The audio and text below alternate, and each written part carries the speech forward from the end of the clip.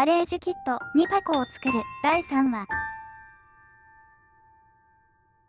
前回は肌や髪の毛の塗装などを行いました。今回は目を描いていきます。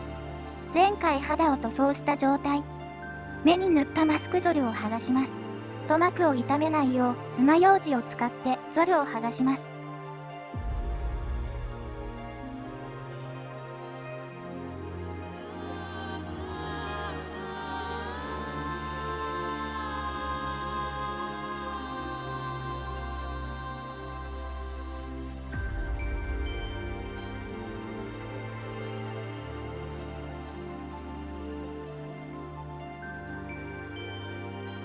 剥がしました。塗膜が残った場合はマスキングテープなどを使って除去します。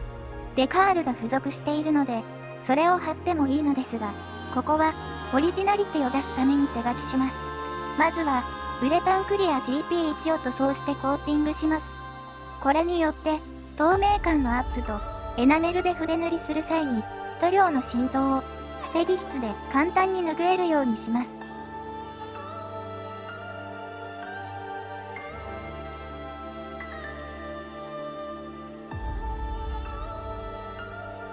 塗装完了です。テッカテカになりました。筆で目を描く際はいつも素手でパーツをベタベタ触っていたのですが、楽になりそうだったので小さな万力を購入してみました。筆はいつも使っているウィンザー&ニュートンの出来が最近悪いらしいので、ゴッドハンドの紙筆を購入してみました。これを使い、まずはクリアオレンジで下書きをしていきます。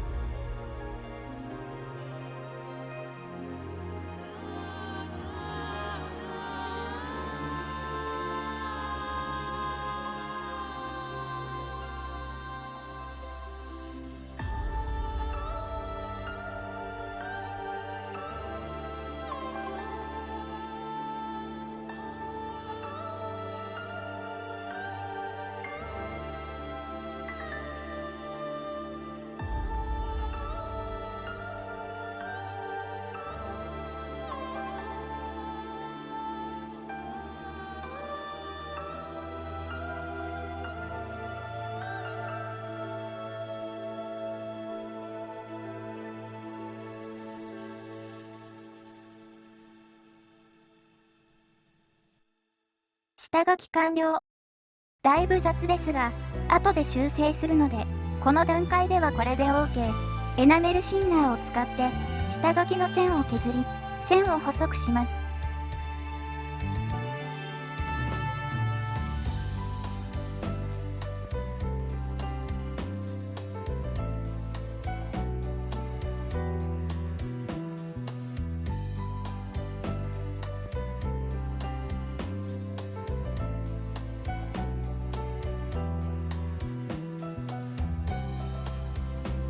2箱の目は線が少々太いので、それに倣って少々太めにしておきます。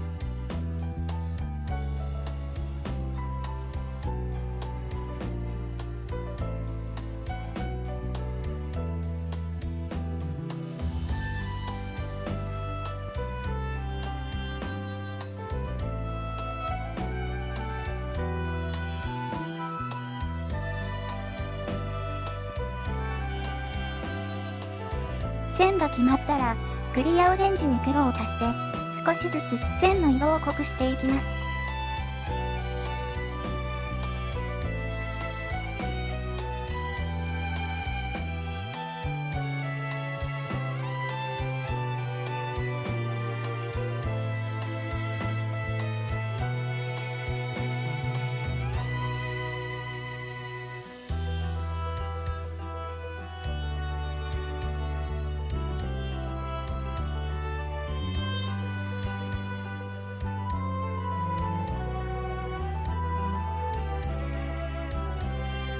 こうすることで、線の縁がクリアオレンジと黒のグラデーションになり、神が出ます。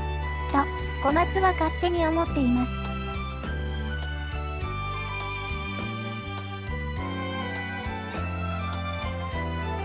線が描けたので、眉毛に青色を入れます。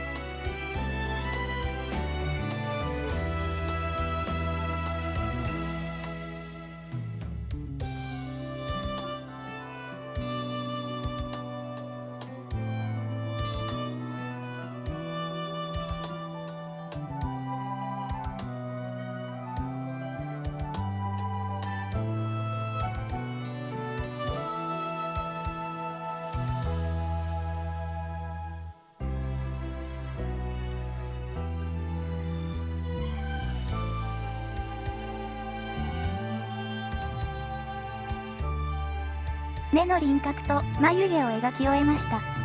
紙筆、かなり使い勝手がいいので、今後これを使っていこうかな。目の中央部を描く際に輪郭が消えないように、ここでラッカークリアを吹きます。クリアが乾燥したら、目の着色に入ります。エナメルクリアとクリアブルーを塗ります。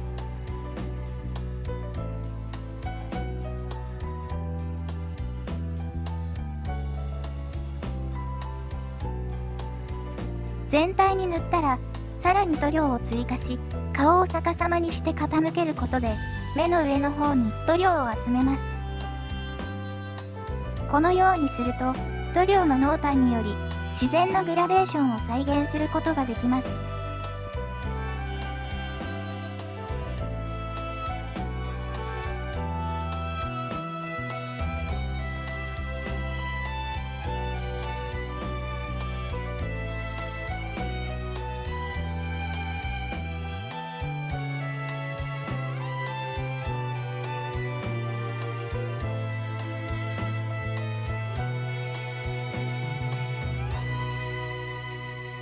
乾燥するまで逆さまに置いておくと、このような感じでグラデーションになります。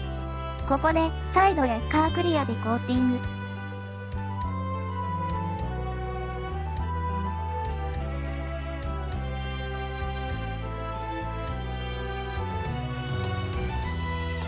クリアブラックとクリアオレンジを混ぜた塗料で黒目を描きます。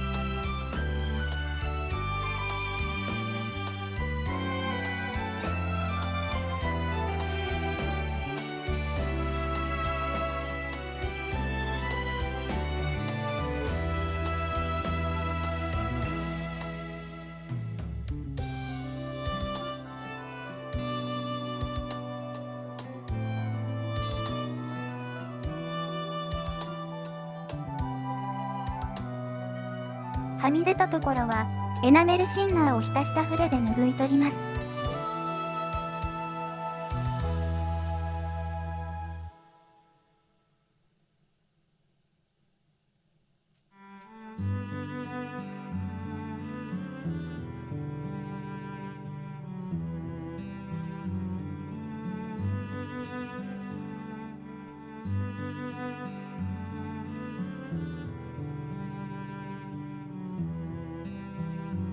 黒目の周りにクリアブルーを塗っていき、さらに目の上側の青を濃くしていきます。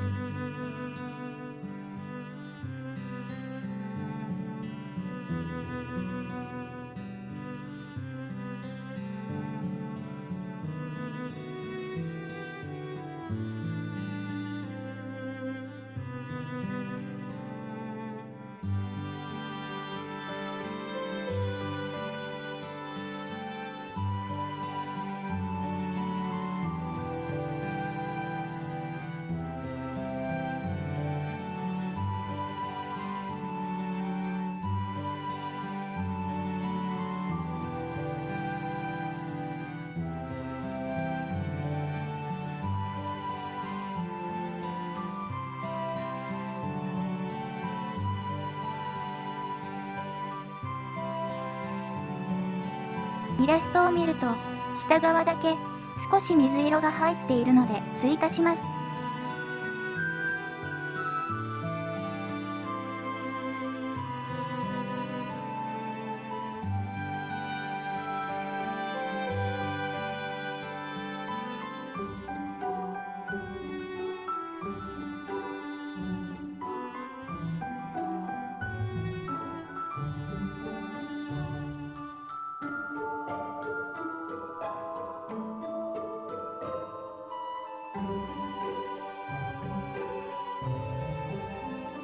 ぶできてきました。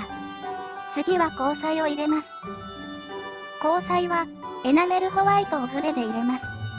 修正しやすいように、この前段階でクリアを吹いておくと失敗しても拭えるので楽です。目を描きました。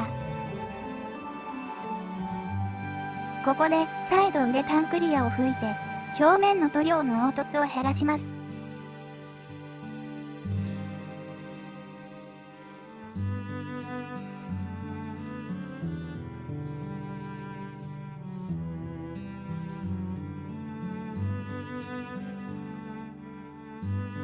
ウレタンクリアが硬化したら目にマスキング剤を塗って艶消しを吹きます。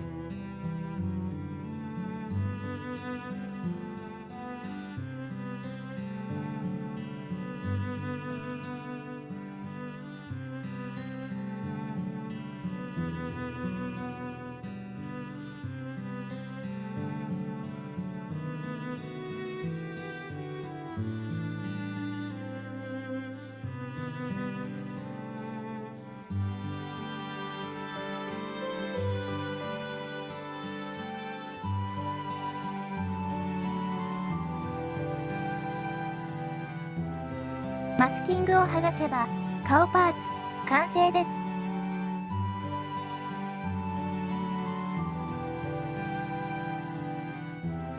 それ以外のパーツも艶消し塗装していきます。最近評判のいいガイアノーツのフラットクリアープレミアムを使ってみました。セミグロスとも違うかなりしっとりした雰囲気になるので非常にいいです。服は普通のフラットクリアー、肌や髪の毛はこのプレミアムを使って表面の雰囲気を変えるのも面白そうです。今回はフラットクリアーを吹いた後にさらに塗れ塗装を行うので服なども全てこのフラットクリアでコーティングしたいと思います。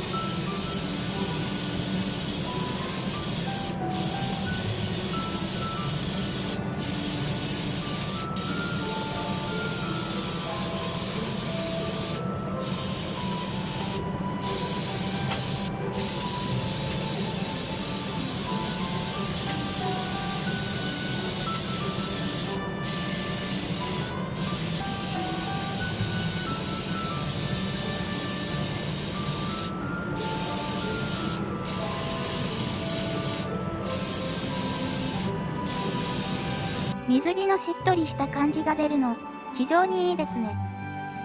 艶消し塗装が完了したので、腕輪を作っていきます。腕輪は前後に分割されており、かつ後はめ、加工ができないので、腕パーツの塗装を完了した後、組み立て、塗装を行うことにしました。まずは、表面のパーティングラインや、傷をスポンジヤスリで削り落とします。腕輪の内部はリューターで処理しました。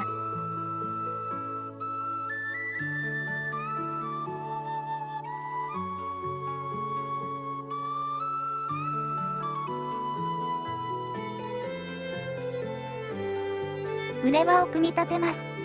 腕パーツを汚さないよう、マスキング作業から、フィルム付きマスキングテープのマスキングテープをカットし、フィルムだけを腕に巻きつけます。こうすることで、腕輪が完成した後でフィルムを引き出せるようになるので、マスキングテープを貼るよりも作業が楽になります。重なっているところに入り込まないよう、少し多めに巻いておくと良いです。フィルムを巻いたら、フィルムの端をマスキングテープで留めておきます。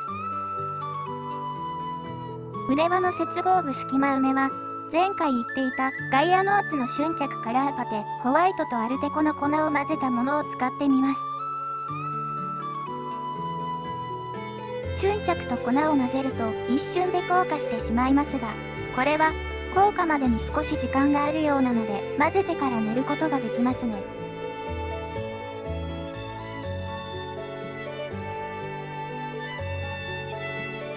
このパテを腕輪組み立て地に塗って、接着と隙間埋めを行います。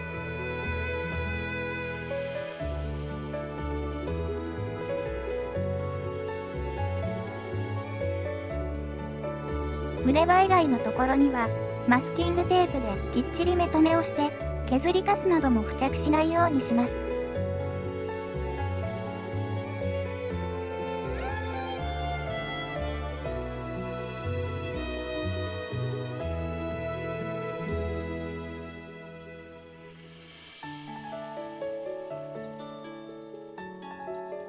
目止めができたら、はみ出たパテをスポンジヤスリで削り落とします。フィルムを破いてしまわないよう慎重に作業。表面処理を終えたら、サフを拭きます。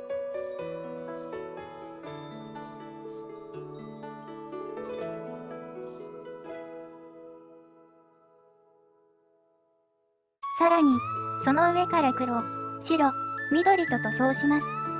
黒塗装は、あまり意味がなかった。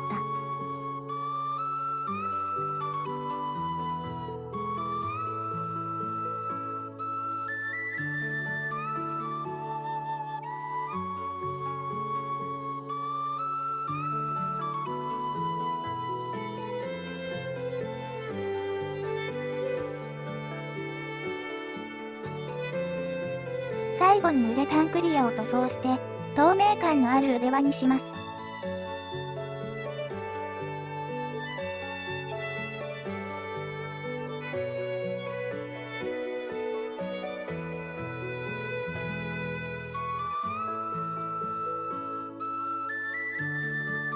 塗装完了。マスキングを外していきます。まずは、腕輪の周りのマスキングテープをすべて外します。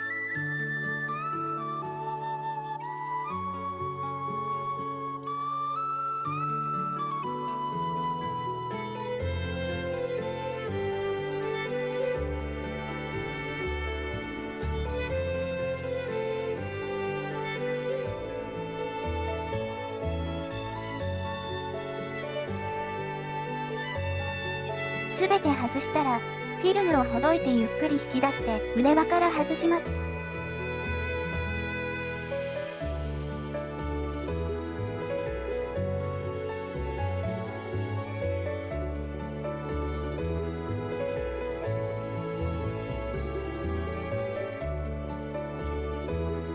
無事腕輪の組み立て、塗装が完了しました。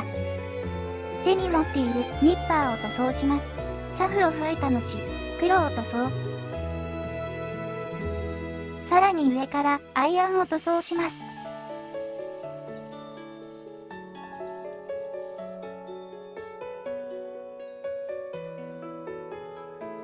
ニッパーの刃の部分をマスキングして、柄の部分を塗装します。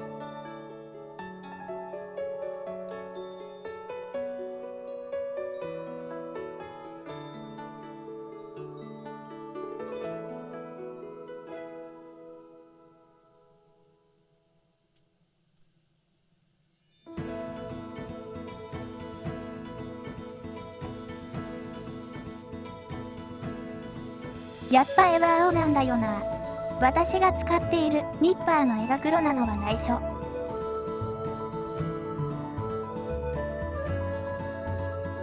塗装できたので、マスキングを剥がします。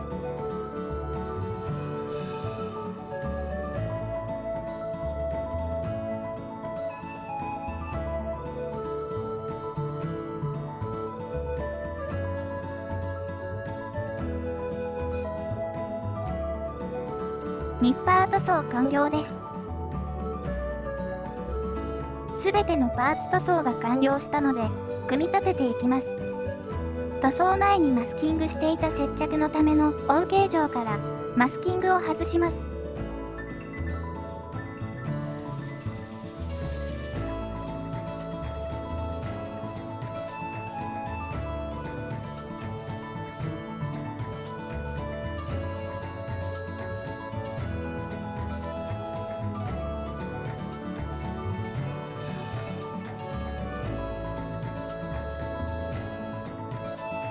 接着にはソフト99のバンパーパテを使用します。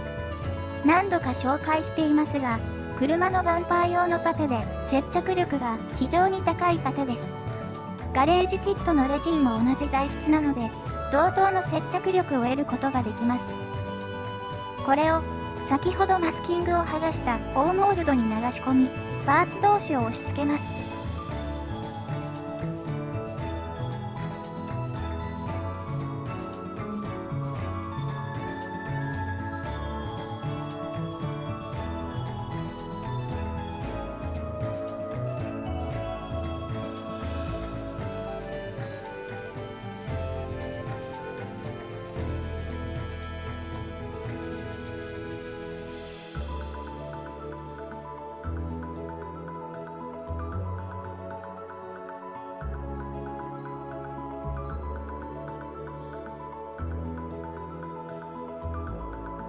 バンパーパテは硬化に少し時間がかかるので、硬化するまではマスキングテープを貼って固定しておきます。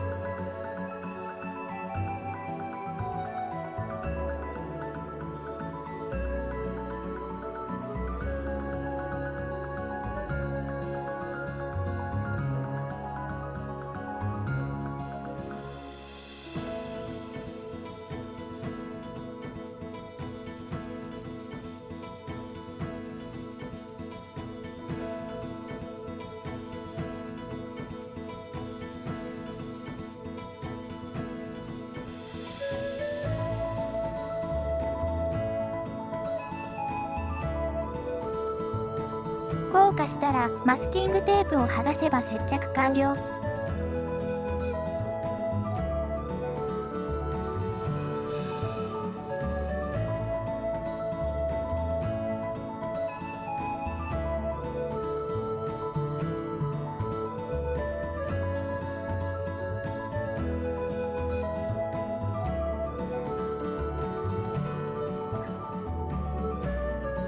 これを繰り返し、全パーツを接着します。